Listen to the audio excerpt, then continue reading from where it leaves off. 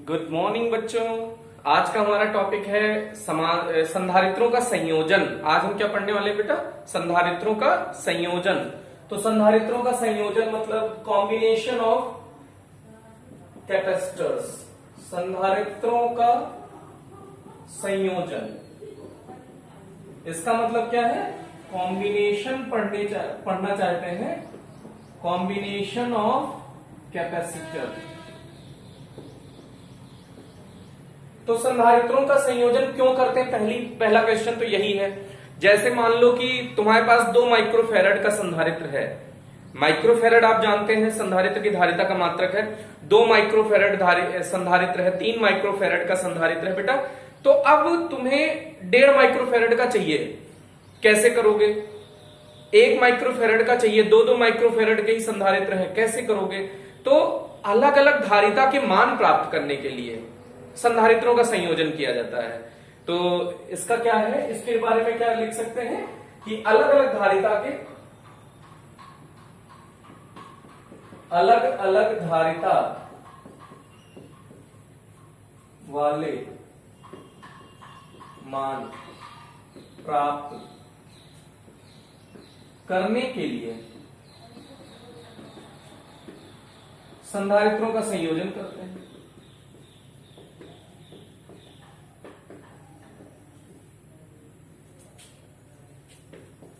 किया जाता है। तो ये संयोजन मुख्यतः 2 प्रकार का होता है।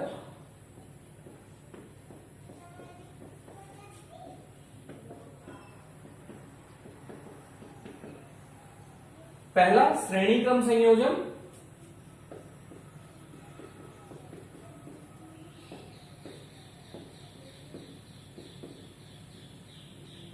दूसरा क्या है बेटा? समांतर क्रम संयोजन।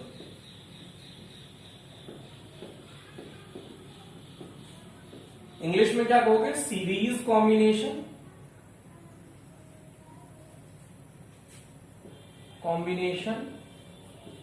And parallel combination. तो हमको दोनों पढ़ना है, सीरीज कॉम्बिनेशन फिर पैरेलल कॉम्बिनेशन।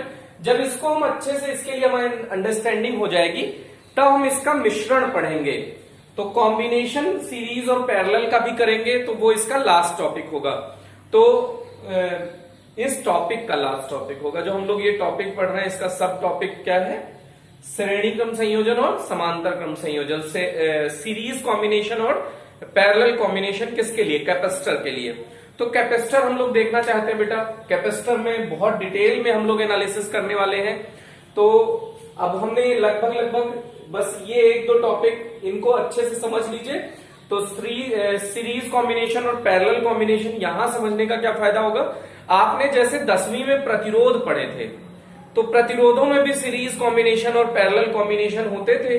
श्रेणी क्रम संयोजन, समांतर क्रम संयोजन आप करते थे।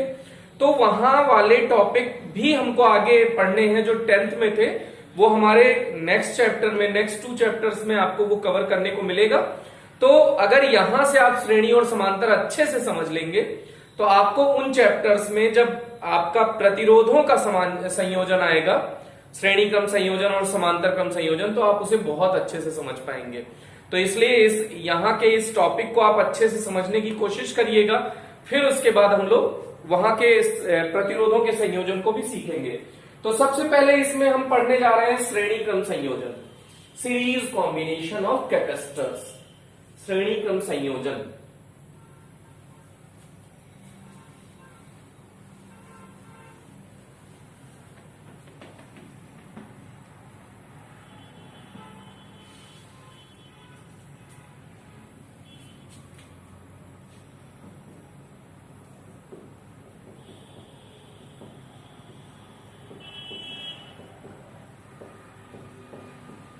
संधारित्रों का श्रेणी क्रम संयोजन बेटा ये कैसे है? आप देखिएगा। मान लीजिए कि आपके पास ढेर सारे संधारित्र हैं। मान लीजिए हम 3 का कॉम्बिनेशन लेके आपको दिखा रहे हैं, C1, C2 और C3। इसको किसी बैटरी V से जोड़ दिया गया है। आपने बैटरी जिसका वोल्टेज V है, आपने उससे कनेक्ट कर रखा है। तो अब आप देखिएगा, जैसे ये प्रथम संधारित्र है बेटा, C1 लिख देते हैं प्रथम संधारित्र को, और ये द्वितीय संधारित्र है, इसे हम C2 लिख देते हैं, और तृतीय संधारित्र इसे हम C3 लिख देते हैं। तो ये देखिएगा इसके, अच्छा ये फर्स्ट प्लेट है, फर्स्ट प्लेट इसकी ये सेकंड प्लेट है, ये इसकी फर्स्ट प्लेट है और ये इसकी सेकंड प्लेट है। फर्स्ट प्लेट है और ये इसकी सेकंड प्लेट है। तो इसको कैसे बोलेंगे बेटा, श्रेणी क्रम संयोजन की डेफिनेशन, संधारित्रों का ऐसा संयोजन जिसमें प्रथम संधारित्र की द्वितीय प्लेट को द्वितीय संधारित्र की प्रथम प्लेट से, देखिए यहां जोड़ दिया गया है, तथा द्वितीय संधारित्र की द्वितीय प्लेट को तृतीय संधारित्र की प्रथम प्लेट से तथा अन्य संधारित्रों को भी इसी क्रम में संयोजित किया जाए तो इस प्रकार के संयोजन को श्रेणी क्रम संयोजन कहते हैं। फिर से देखिएगा एक बार फिर से, ये प्रथम संधारित्र है बेटा, ये द्वितीय संधारित्र और ये तृतीय संधारित्र है। तो प्रथम संधारित्र की द्वितीय प्लेट को द्वितीय संधारित्र की प्रथम प्लेट से तथा द्वितीय संधारित्र की द्वितीय प्लेट को तृतीय संधारित्र की प्रथम प्लेट से तथा अन्य संधारित्रों को भी यदि इसी क्रम में संयोजित किया जाए तो इस प्रकार के संयोजन को श्रेणी क्रम संयोजन कहते हैं। कुल मिलाकर प्रथम संधारित्र की द्वितीय प्लेट, द्वितीय संधारित्र की प्रथम प्लेट, द्वितीय संधारित्र की द्वितीय प्लेट, तृतीय संधारित्र की प्रथम प्लेट और अन्य संधारित्रों को भी इसी क्रम में संयोजित किया जाए तो इस प्रकार के संयोजन को श्रेणी क्रम संयोजन कहते हैं बेटा। तो आप इसको अच्छे से 2-3 बार 4 बार आप रिवीजन मारिए, जल्दी जल्दी बोलिए आप, इसके बाद तुरंत आपको ये ग्रिप में आ जाएगा। एक बार वीडियो पॉज करो, तुरंत डेफिनेशन 3-4 बार बोलो। अब यहां से मान लीजिए कि यहां इसका विभवांतर कुछ V1 है, इसके लिए विभवांतर कुछ द्वितीय प्लेट के लिए हमने V2 मान लिया है और तृतीय प्लेट के लिए V3 मान लिया है, लेकिन नेट कितना है V, तो सभी के तुल्य कितना है विभवांतर बेटा V, और अलग अलग अगर देखें तो V1, V2, V3 है। तो इन तीनों के लिए अगर हम बात करें तो ये हो गई इसकी डेफिनेशन। अब इसका फॉर्मूला हम लोग डिराइव करना चाहते हैं तो इसमें देखिए कैसे करेंगे। अब इसकी भाषा क्या है, संधारित्र के संयोजन, श्रेणी क्रम संयोजन में भाषा कैसे लिखेंगे। माना किसी बाह्य स्रोत से प्रथम संधारित्र की को +q आवेश, प्रथम प्लेट को +q आवेश देते हैं तो प्रेरण के कारण द्वितीय प्लेट पर, प्रेरण के कारण संधारित्र की द्वितीय प्लेट की आंतरिक सतह पर -q तथा बाह्य सतह पर +q आवेश आ जाता है। ये +q आवेश चालक तार के माध्यम से द्वितीय संधारित्र की प्रथम प्लेट पर पहुंच जाता है। अब पुनः प्रेरण के कारण द्वितीय संधारित्र की आंतरिक सतह पर -q तथा बाह्य सतह पर +q आवेश आ जाता है।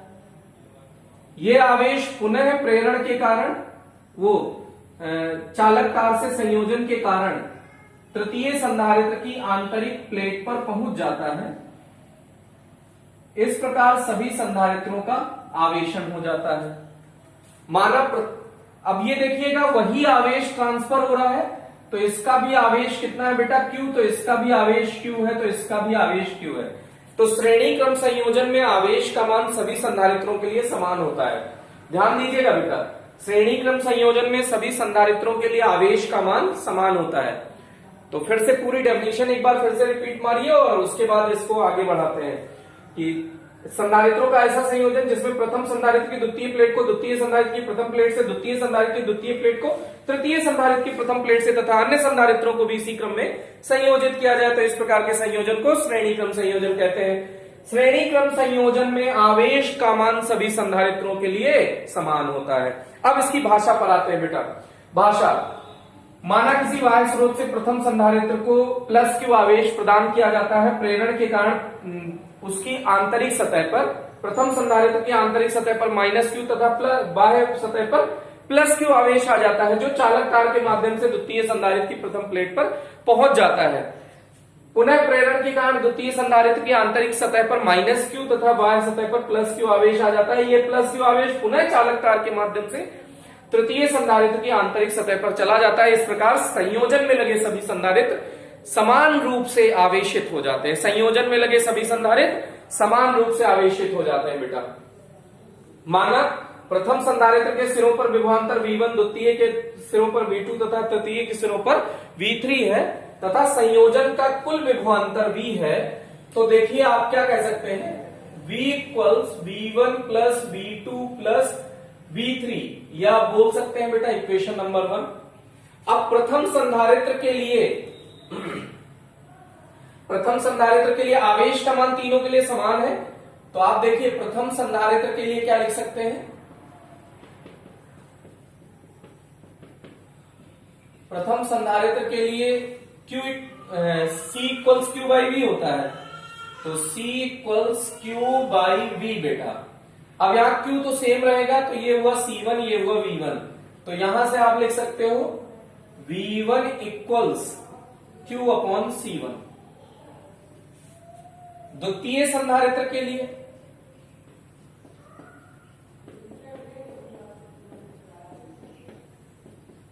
डायरेक्ट लिख देते हैं बेटा V2 equals Q upon C2। तृतीय संधारित्र के लिए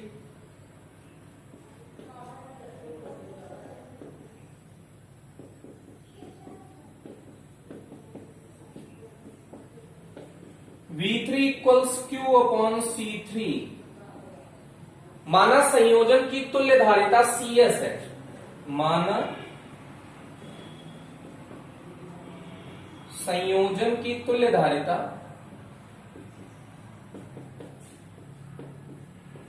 CS है तथा विभवांतर V है। तो V इक्वल्स क्या हो जाएगा, Q अपॉन CS। CS क्या है, संयोजन की तुल्य धारिता है बेटा। ये समीकरण नंबर 5। समीकरण 2, 3, 4, 5 का मान समीकरण 1 में रखने पर, समीकरण 2, 3, 4 व 5 का मान समीकरण 1 में रखने पर क्या आ जाएगा रिजल्ट बेटा। V की जगह पे क्या रखते हैं, Q upon CS, Q upon CS। S for series, C for capacitance, series combination of capacitor, series combination of capacitor. इसको कंप्लीटली कैसे बोलेंगे, सीरीज कॉम्बिनेशन ऑफ कैपेसिटर। अब उसके बाद इक्वल्स V1 के प्लेस पे क्या लिखेंगे, Q अपॉन C1, V2 के प्लेस पे Q अपॉन C2, V3 के प्लेस पे Q अपॉन C3। अगर Q कॉमन ले लिया जाए बेटा तो 1 upon C1 plus 1 upon C2 plus 1 upon C3 बचेगा। ये Q अपॉन CS, Q से Q कैंसिल आउट हो गया। 1 upon CS equals 1 upon C1 plus 1 upon C2 plus 1 upon C3। ये हो गया बेटा। अब इसके बाद भाषा लिख सकते हैं कि यदि संयोजन में n संधारित्र संयोजित हो, यदि संयोजन में जैसे हमने 3 लगाया है, ऐसे डॉट डॉट डॉट कितने संयोजित हो, n संधारित्र संयोजित हो, तो संधारित्र की तुल्य धारिता ये यहां ऊपर लिख देते हैं। तो 1 upon CS, 1 upon C1 plus 1 upon C2 plus dot dot dot 1 upon CN। ये हो जाएगा फॉर्मूला बेटा। अगर n संधारित्र संयोजित हो तो फॉर्मूला ये आ जाएगा। इसको भी परिभाषित कर सकते हैं, श्रेणी क्रम संयोजन की तुल्य धारिता। CS क्या है, श्रेणी क्रम संयोजन की तुल्य धारिता। श्रेणी क्रम संयोजन की तुल्य धारिता का व्युत्क्रम, श्रेणी क्रम संयोजन की तुल्य धारिता का व्युत्क्रम अलग अलग संधारित्रों की धारिताओं के व्युत्क्रम और बीच में प्लस लगा है के योग के बराबर होता है। फिर से बोलिएगा, संयोजन की तुल्य धारिता का व्युत्क्रम, श्रेणी क्रम संयोजन की तुल्य धारिता का व्युत्क्रम संयोजन में लगे अलग अलग संधारित्रों की धारिता के व्युत्क्रम के योग के बराबर होता है। ओके, तो इस तरह से इसको डिफाइन भी कर सकते हैं। एक बार वीडियो पॉज करो जल्दी से और खुद से डिराइव करो बेटा, बहुत इजी डेफिनेशन है, बहुत इजी डेरिवेशन है, इसको खुद से डिराइव करने की कोशिश करें फास्ट। इसको आप वीडियो पॉज करके बहुत तेजी से करें, उसके बाद हम लोग इसको आगे फर्दर प्रोसीड करने वाले हैं। तो यहां से इरेज कर रहे हैं, इसी में और बहुत सारे छोटे छोटे बातें हम लोग कर सकते हैं। तो अगर मान लीजिए हम थोड़ी थोड़ी छोटी छोटी बातें करना चाहते हैं, माना संयोजन में लगे सभी संधारित्रों की धारिता समान है। यदि संयोजन में लगे सभी संधारित्रों की धारिता समान है, C1 equal C2 equal dot dot dot Cn, माना इनको हमने C मान लिया। कितना मान लिया बेटा? C। तो 1/CS 1/C plus 1/C plus 1/C plus dot dot dot 1/C। तो C 1/C 1/C दो बार जोड़ो 2/C, 1/C 1/C 1/C तीन बार जोड़ो 3/C। तो ऐसे 1/C 1/C 1/C n बार जोड़ो तो n/C। तो 1/CS इक्वल्स n/C। लेकिन हमको क्या चाहिए बेटा? CS। तो CS इक्वल्स क्या हो जाएगा? C/n। अच्छा, जो सभी संधारित्र की धारिता C है बेटा, और n से डिवाइड कर दिया गया, जितने लोग लगे हैं उनसे डिवाइड कर दिया गया। तो इस तरह से हम कह सकते हैं कि जो श्रेणी क्रम संयोजन का जो तुल्य धारिता होता है, संयोजन में लगे सबसे कम धारिता वाले संधारित्र की धारिता से भी कम होता है, क्योंकि डिवाइड हो रहा है बेटा।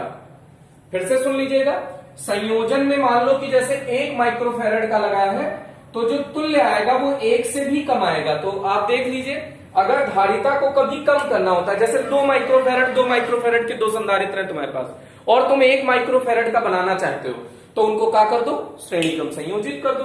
कैसे? देखो, 2 माइक्रोफैरड और 2 माइक्रोफैरड के दो संधारित्र हैं, आप 1 माइक्रोफैरड का बनाना चाहते हो, तो कैसे करोगे बेटा? ये दोनों श्रेणी में है, तो 1/CS इक्वल्स 1/2 प्लस 1/2। तो ये हो जाएगा 1/2 1/2 हो जाएगा, तो 1/CS। तो CS इक्वल्स क्या आ गया? 1 माइक्रोफैरड। आप देखिए धारिता घट गई, तो संयोजन में जो सबसे कम धारिता वाला संधारित्र होता है, उससे भी कम संयोजन की धारिता आती है बेटा, ये ध्यान दीजिएगा। तो अगर धारिता, जैसे हमारे पास जितने संधारित्र हैं उनकी धारिता को और कम करना है, तुल्य धारिता कम करना है, तो उनका संयोजन कैसे कर दो बेटा? श्रेणी क्रम संयोजन। ओके, तो यहां से ये कॉन्सेप्ट क्लियर हो गया। अब इसके बाद अगर इस टाइप का फॉर्मूला आता है, तो जनरली दो संधारित्र ही समांतर क्रम में, वो श्रेणी क्रम में लगे होते हैं। तो यदि दो संधारित्र संयोजित हो, यदि दो संधारित्र संयोजित हो, तो इनके लिए भी आप बोल सकते हैं, तो 1/CS equals 1/C1 plus 1/C2, LCM ले लो बेटा। तो C1 C2, तो यहां आ जाएगा C1 plus C2 1/CS equals, तो पलट दो क्योंकि हमको CS चाहिए होता है, तो C1 C2/C1 प्लस C2। तो अगर दो संधारित्र लगा हो तो डायरेक्ट आप इस फॉर्मूले से कैलकुलेट करोगे, थोड़ा सा कैलकुलेशन में आपको सहूलियत मिलेगी। एक बार इसको भी आप फिर से वीडियो पॉज करके देखने की कोशिश करें, फिर उसके बाद हम लोग आगे प्रोसीड कर रहे हैं। ओके,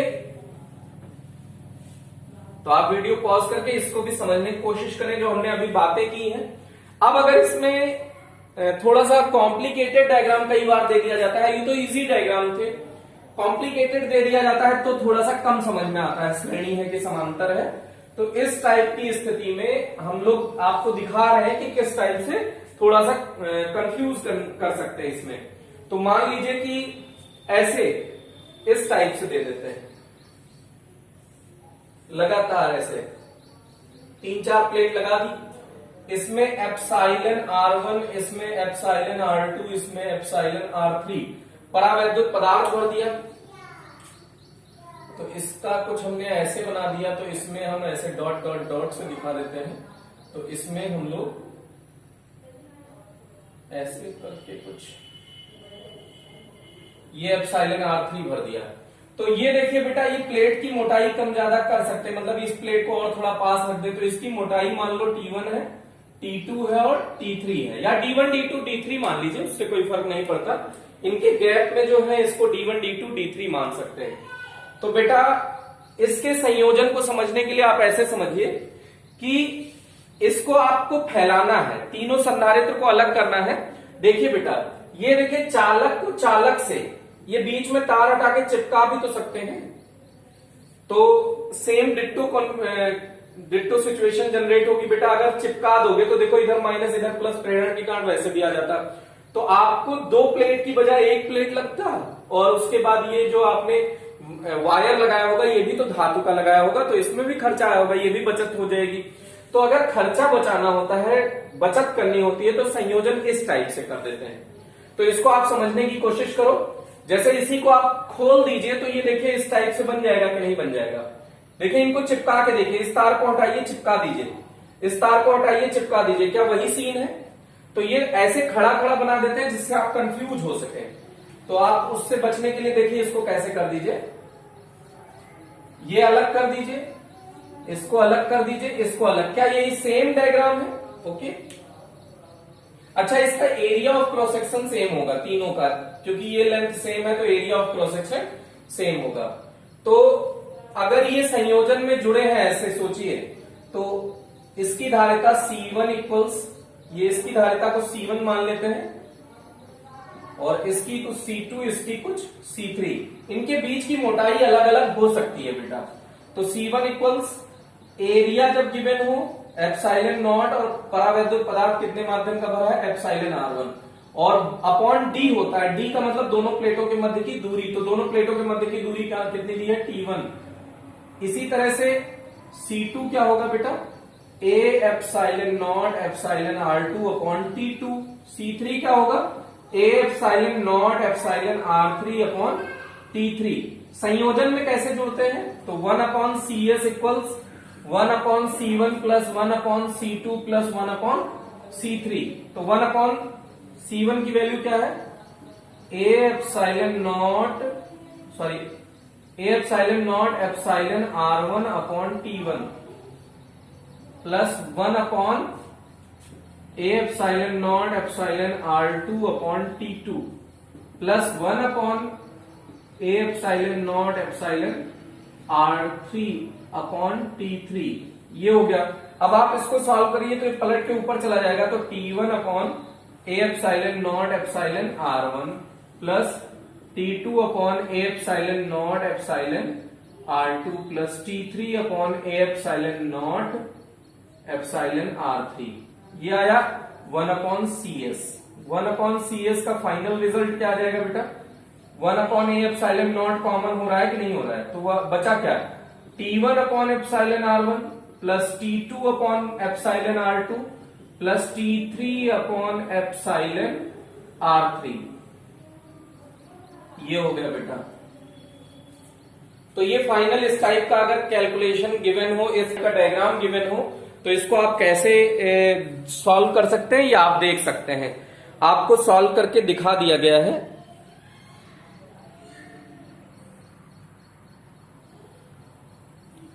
तो इस तरह से इस टाइप का अगर कैलकुलेशन करना हो तो आप कर सकते हैं। अब देखिएगा, अगर ये संयोजन आप अच्छे से समझ चुके हैं तो हम लोग संधारित्रों का समांतर क्रम संयोजन पढ़ना चाहते हैं। संधारित्रों का समांतर क्रम संयोजन। बेटा इसको वीडियो पॉज करके तुरंत किया करो, तभी आप अच्छे से सीख पाओगे।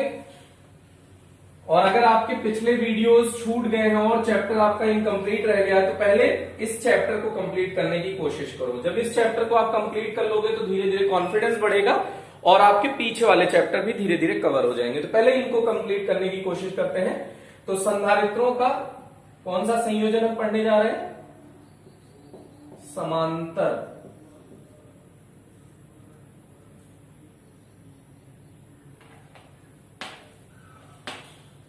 पिछला था संधारित्रों का श्रेणी क्रम संयोजन, इस बार है संधारित्रों का समांतर क्रम संयोजन। तो संधारित्रों का समांतर क्रम संयोजन बेटा, अब समांतर रूप से आपको संयोजित करना है, तो देखिए कैसे संयोजित करेंगे।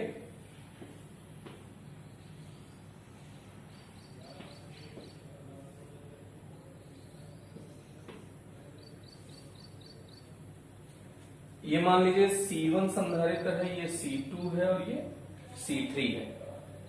बेटा जैसे स्कूल में आपने देखा होगा एक कंप्लीट लाइन, तो एक के पीछे एक के पीछे एक के पीछे एक के पीछे एक के पीछे ये लोग कैसे लगे हैं श्रेणी क्रम में। और आपने देखा होगा एक लाइन, बगल में 2 लाइन, 3 लाइन, 4 लाइन, ऐसे ढेर सारी लाइन अगर आप देखेंगे तो ये लाइन आपस में कैसे खड़ी हुई है, समांतर क्रम में खड़ी हुई है। तो समांतर क्रम संयोजन और श्रेणी क्रम संयोजन आप ऐसे भी समझ सकते हैं, ढेर सारे लोग एक साथ एक दूसरे के बाद एक दूसरे के बाद एक दूसरे के, जैसे मैंने बगल वाले का हाथ पकड़ लिया, बगल वाले ने मेरा हाथ पकड़ के ऐसे ऐसे क्रम से खड़े हो जाए तो ये श्रेणी क्रम संयोजन है। और 3 लोग हों, तीनों के बाएं हाथ हम लोग एक साथ पकड़ लें और दाहिने हाथ एक जगह पे, तीनों लोग एक साथ पकड़ लें, तो ये संयोजन क्या कहलाएगा, समांतर क्रम संयोजन। तो वही यहां पे भी है, संधारित्रों का ऐसा संयोजन जिसमें प्रत्येक संधारित्र की, ये देखिए प्रथम प्लेट है और इधर वाली द्वितीय प्लेट है, प्रत्येक संधारित्र की प्रथम प्लेट को किसी एक बिंदु पर तथा द्वितीय प्लेटों को किसी अन्य बिंदु पर, उसी बिंदु पर नहीं संयोजित कर सकते, किसी अन्य बिंदु पर। फिर से देखिए, संधारित्रों का ऐसा संयोजन जिसमें प्रत्येक संधारित्र की प्रथम प्लेट को किसी एक बिंदु पर तथा द्वितीय प्लेट को किसी अन्य बिंदु पर एक साथ संयोजित किया जाता है। तो इस प्रकार के संयोजन को समांतर क्रम संयोजन कहते हैं। फिर से आप सुन लीजिएगा, संधारित्रों का ऐसा संयोजन जिसमें प्रत्येक संधारित्र की प्रथम प्लेट को किसी एक बिंदु पर तथा द्वितीय प्लेटों को किसी अन्य बिंदु पर एक साथ संयोजित किया जाए, तो इस प्रकार के संयोजन को समांतर क्रम संयोजन कहते हैं। अब इसको अगर आप आगे प्रोसीड करना चाहें तो एक 20 वोल्ट की बैटरी लगा दीजिए, तो आप देखिए यहां से जो आवेश जाएगा इस पर अलग जाएगा, ये इस पर अलग जाएगा, इस पर अलग जाएगा, तो धारिता के अनुसार विभाजित हो जाएगा। जैसे जिसकी धारिता ज्यादा होगी वो ज्यादा आवेश रख लेगा, जिसकी धारिता कम होगी वो कम आवेश रख लेगा। तो जो दिया गया आवेश है वो उसकी धारिता के अनुपात में, धारिता के अनुसार विभाजित हो जाता है। तो इसका मतलब यहां पर आवेश कुछ होगा Q1, इसका आवेश Q1 होगा, इसका Q2 होगा, इसका Q3 होगा। यहां आवेश बेटा अलग अलग होगा, लेकिन विभव 2 बिंदुओं के मध्य होता है। तो जैसे इस बिंदु और इस बिंदु की बात करें तो यहां से यहां तक का विभव, चाहे प्रथम प्लेट ले लीजिए, चाहे द्वितीय संधारित्र ले लीजिए, सॉरी प्रथम संधारित्र ले लीजिए या द्वितीय संधारित्र या तृतीय संधारित्र, तीनों संधारित्रों के लिए विभव का मान समान होगा। फिर से समझ लीजिए, यदि प्रत्येक संधारित्र की प्रथम प्लेट को किसी एक बिंदु पर तथा द्वितीय प्लेट को किसी एक साथ अन्य बिंदु पर संयोजित किया जाए तो इस प्रकार के संयोजन को समांतर क्रम संयोजन कहते हैं। और समांतर क्रम संयोजन में प्रत्येक संधारित्र के लिए विभव का मान समान होता है बेटा, और आवेश का मान इसमें क्या हो जाता है, अलग अलग हो जाता है। तो अब भाषा देखिएगा, माना किसी बाह्य स्रोत से संधारित्रों को आवेशित किया जाता है, तो अगर इस पे देखिए हमने 5 प्लस दिखाया है तो प्रेरण के कारण द्वितीय सतह पर माइनस Q आ जाता है, Q1 प्लस Q1 आया तो माइनस Q1। तो इस पे 5 नहीं दिखा सकते आप, 1 2 3 4 5 6 7 दिखा दिया, तो यहां माइनस। आप ये देखिए आवेश बराबर नहीं दिखा रहे हैं क्योंकि ये धारिता के अनुसार आवेश अलग अलग आ सकता है बेटा। तो यहां पे तीसरे संधारित्र पे मान लीजिए 4 प्लस आया तो 4 माइनस आया, सब पे ये आवेश अलग अलग आएगा। वो कैसे आएगा, धारिता के अनुसार आएगा बेटा। जिसकी धारिता ज्यादा होगी वो ज्यादा आवेश रखेगा, जिसकी धारिता कम होगी वो कम आवेश रखेगा। तो फिर से देखिएगा, माना किसी बाह्य स्रोत से संधारित्रों को आवेश प्रदान किया जाता है तो प्रथम संधारित्र पर प्लस Q, प्रत्येक संधारित्र की प्रथम प्लेट पर क्रमशः Q1, Q2, Q3 आवेश आ जाता है। तो प्रेरण के कारण द्वितीय प्लेट की आंतरिक सतह पर माइनस Q1, माइनस Q2 तथा माइनस Q3 आवेश आ जाता है। तो इस तरह से तथा सभी संधारित्रों के लिए विभव का मान समान होता है। तो अगर हम ऐसे कहें कि दिया गया आवेश Q है, माना दिया गया आवेश, माना संयोजन को दिया गया कुल आवेश Q है जो Q1 व Q2 Q3 में, Q1 Q2 व Q3 में विभाजित हो जाता है।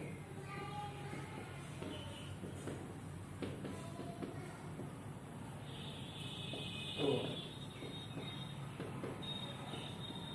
संयोजन के लिए क्या हो जाएगा बेटा, दिया गया कुल आवेश सभी आवेशों के योग के बराबर हो जाएगा, समीकरण number 1।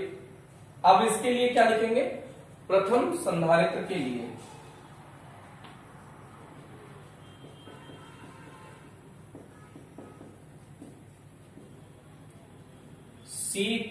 C1 equals Q1 upon V। तो यहां से क्या हो जाएगा बेटा, Q1 इक्वल्स C1V। द्वितीय संधारित्र के लिए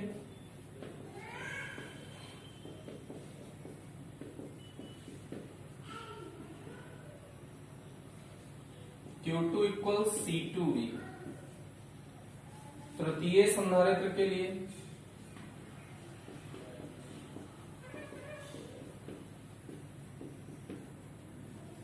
Q3 इक्वल्स C3V। अब माना संयोजन की तुल्य धारिता Cp है, माना पैरेलल में जुड़ा है इसलिए P कह रहे हैं, माना संयोजन की तुल्य धारिता Cp है तथा कुल आवेश Q है, तो Q टोटल इक्वल्स क्या हो जाएगा, C parallel into V। C parallel समांतर क्रम संयोजन की तुल्य धारिता, इसको समीकरण 4 मान लीजिए। समीकरण 1 2 3 4 का मान, समीकरण 1 2 3 व इसको बाई मिस्टेक ये देख लीजिए 2 3 4 5, समीकरण 2 3 4 व 5 का मान समीकरण 1 में रखने का,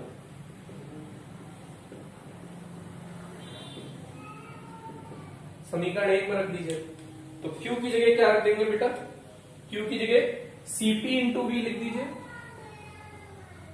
C1V plus C2V plus C3V, V common हो गया, C1 plus C2 plus C3, Cp into V, V से V कैंसिल आउट हो गया, तो ये क्या आ गया बेटा, तुल्य Cp equal C1 plus C2 plus C3।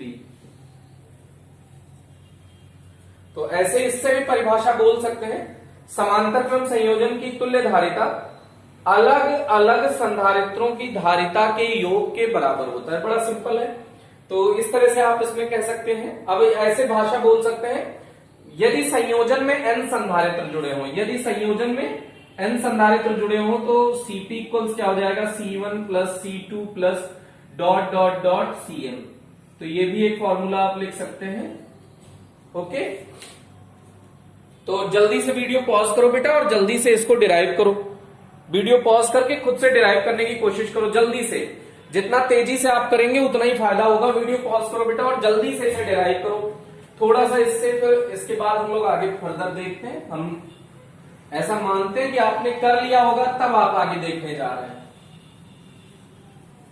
अब इसमें थोड़े से 2-1 पॉइंट और बोल सकते हैं अपन कि यदि संयोजन में लगे सभी संधारित्रों की धारिता समान हो, यदि संयोजन में लगे सभी संधारित्रों की धारिता समान हो तो Cp इक्वल्स क्या हो जाएगा, C plus dot dot dot C। तो Cp इक्वल्स क्या हो जाएगा, Nc, क्योंकि C 2C 2 बार जोड़ा, 2C 3 बार जोड़ोगे 3C, तो n बार जोड़ोगे तो क्या आ जाएगा बेटा, Nc। Cp equals Nc। तो इसमें आप बोल सकते हैं, इस प्रकार हम कह सकते हैं कि संयोजन में लगे सबसे अधिक धारिता का जो भी होगा, क्योंकि गुणा हो रहा है तो उससे भी अधिक धारिता होगी। संयोजन में लगे संधारित्र में सबसे अधिक धारिता वाले संधारित्र से भी तुल्य धारिता अधिक होती है। मान लीजिए कि आप ऐसे दिखा रहे हैं, ये दोनों संधारित्र हैं, इन दोनों को हमने समांतर क्रम में संयोजित कर दिया। तो इसका धारिता 2 माइक्रोफैरड है और इसका 3 माइक्रोफैरड है। तो इन दोनों का तुल्य क्या हो जाएगा? Cp equals C1 plus C2। तो 2 और 3 5, 2 प्लस 3 5 माइक्रोफैरड। तो जो सबसे कम संधारित्र की धारिता सबसे अधिक थी 3 माइक्रोफैरड, तो तुल्य कितनी आई? 3 से भी ज्यादा आ गई।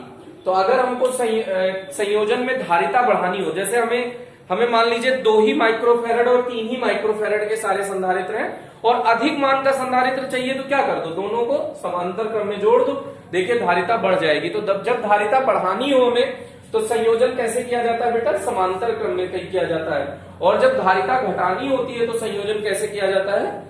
श्रेणी क्रम में किया जाता है। तो इस तरह से इसके बारे में भी आप देख सकते हैं। अब इसमें और जैसे वही कॉम्प्लिकेटेड डायग्राम जैसे पिछले में था, वैसे इसमें हो सकता है कि ऐसा आगे डायग्राम आपको दिया हो, तब तुल्य धारिता निकालनी हो। जैसे ये दे दिया, एक प्लेट है, देखने में तो लग रहा है, और यहां से यहां एप्सिलॉन R1 परावैद्युत पदार्थ भर दिया गया। इस एरिया में इतने एरिया में क्या भर दिया गया? एप्सिलॉन R2 भर दिया गया। और इस एरिया में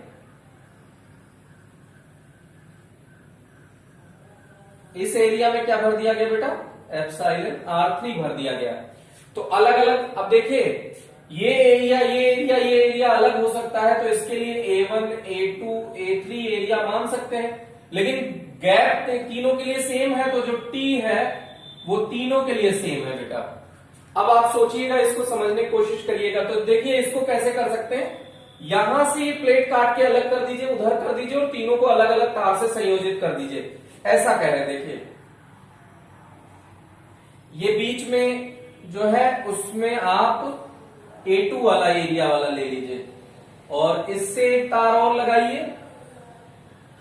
ये A1 एरिया वाला प्लेट ले लिया, और इससे एक तीसरा तार जोड़िए। वो किससे जोड़ दीजिए? A3 एरिया वाले तार से। तो यहां इन तीनों को अलग कर दिया, तो तीनों अलग करेंगे तो ऐसे करेंगे। और ये तार है चालक से जुड़ा है बेटा, तो चालक से इस तार को जोड़िए, या इस प्लेट को जोड़ दीजिए, या यहां जोड़ दीजिए, कोई फर्क नहीं पड़ेगा। तो अब देखिए यहां पे एप्सिलॉन R1 का भर दिया, एप्सिलॉन R2 का भर दिया, एप्सिलॉन R3 का भर दिया। मोटाई तीनों की सेम है बेटा, तो इसलिए T तीनों की मोटाई लिख दी। अब प्रथम संधारित्र के लिए क्या हो जाएगा? C1 equals A epsilon not epsilon R1 बटे T। C2 इक्वल्स क्या हो जाएगा? A epsilon not epsilon R2 बटे T। A1 A2 है बेटा, अलग अलग है, तो C3 इक्वल्स क्या हो जाएगा? A3 epsilon not epsilon R3 upon T। तो Cp क्या हो जाएगा? C1 plus C2 plus C3। तो C1 plus C2 plus C3 रख दीजिए। A1 epsilon not epsilon R1 upon T plus A2 epsilon not epsilon R2 upon T plus A3 epsilon not epsilon R3 upon T। तो यहां epsilon not upon T common ले सकते हो, तो A1 epsilon R1 plus A2 epsilon R2 plus A3 epsilon R3 ऐसे बचेगा बेटा। तो इस तरह से आप इसको सॉल्व कर सकते हैं। तो इस तरह से हमने देखा कि समांतर क्रम संयोजन और श्रेणी क्रम संयोजन। बेटा इस तरह आप इसको खूब अच्छे से इन डेफिनेशंस को, इन डेरिवेशंस को देखिएगा। तो हम लोग फिर नेक्स्ट टर्म पे इससे रिलेटेड न्यूमेरिकल की चर्चा करेंगे, और आप कोशिश करें इससे रिलेटेड जो भी न्यूमेरिकल है, इन्हीं से रिलेटेड फॉर्मूले लगेंगे, एक बार उनको कोशिश करें ट्राई करने की। क्योंकि आपने 11th में वो 10th क्लास में जैसे आपने प्रतिरोध देख रखा है, लेकिन बस इसमें आपने देखा होगा कि ये फॉर्मूला रिवर्स आ जाता है, उल्टा आ जाता है। जैसे वहां समांतर क्रम में आता था 1/R equals 1/R1 plus 1/R2 plus 1/R3। यहां समांतर क्रम जब संधारित्रों को संयोजित कर रहे हो तो C equal C1 plus C2 plus C3 आ रहा है। तो देखिए उल्टा आ रहा है ना। ऐसे वहां श्रेणी क्रम में जब प्रतिरोधों को संयोजित करते थे तो R equals R1 plus R2 plus R3 आता था, लेकिन यहां देखिए अगर समान श्रेणी क्रम में संयोजित करते हैं संधारित्रों को तो 1/C1 plus 1/C2 plus 1/C3, ये तो रिवर्स आ रहा है ना बेटा। बस ये ध्यान रखना है कि संधारित्र अगर आप सॉल्व कर रहे हैं और अगर आप